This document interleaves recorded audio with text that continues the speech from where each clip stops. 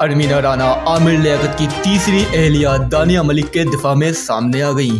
क्या अब तक आपने आमिर लियाकत की मौत से कुछ नहीं सीखा?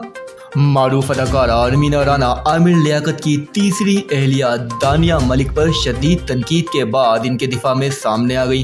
अदाकारा अरमीना ने इंस्टाग्राम स्टोरी पर एक पोस्ट शेयर की जिस पर लिखा था कि मानो या ना मानो दानिया ने आमिर लियाकत को खा लिया है।